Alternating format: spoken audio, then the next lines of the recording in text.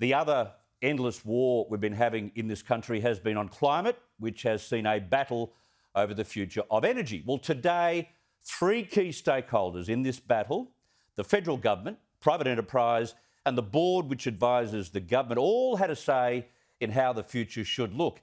And guess what? There was very limited agreement again. Now, the latter, the Energy Security Board, led by Malcolm Turnbull's favourite renewable advocate, Kerry Schott, was quoted today saying something along the lines that coal is all but dead.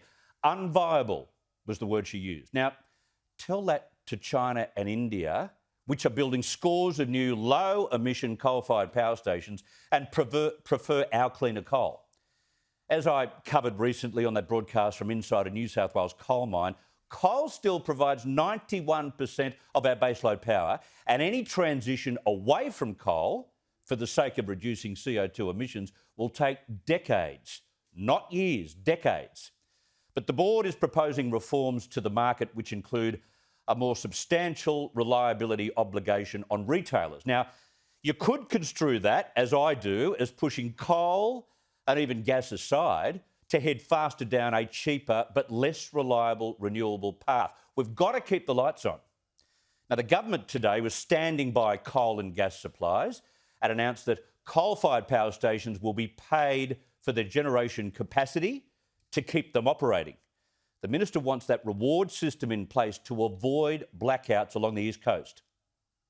This is a continuation of where we've been going. We've put the retailer reliability obligation in place some time back, and it's building from that. So it's a continuation of moving down that path. But we do have to have reward for dispatchable generation, or we will lose the gains we've been making in the falling prices in the last couple of years.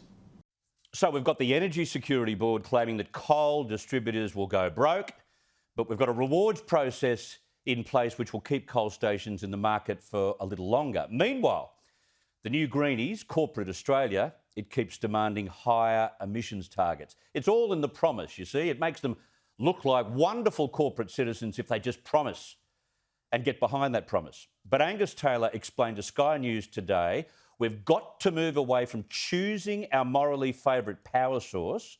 It is time to guarantee baseload power and may the most reliable and cheapest source win.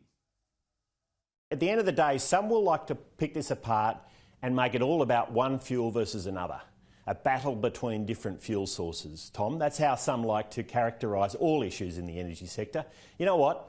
I characterise it a different way, which is we as a government just want the outcomes. We want the affordable, reliable energy as our emissions continue to come down. It's the outcome that matters. We'll leave the fuel wars to others, and those outcomes are about making sure we have that right balance in the system. It was another big day for energy because today was also D-Day for any private proposals to be submitted to build a new gas-fired power station in the Hunter region. Now, this comes, of course, from the Prime Minister's aim of transitioning from coal to renewables via gas.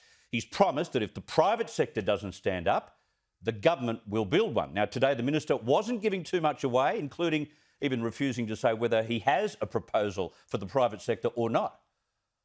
Well, we'll see what proposals come through. I'm not going to speculate at this point. Tom, I know there's a lot of work that's been going on for a significant period of time to get proposals together, and we're looking forward to seeing those. We'll review those, and we realise that time is of the essence here, but we're going to make sure we assess those proposals. The federal government is prepared to step in as necessary to fill the gap. We've said that from the start, and we're serious about it, but let's see how this plays out. Big day for energy. Demonising of coal, of course, but more rewards for those who can guarantee energy supplies. And right now, that is coal. It still is coal.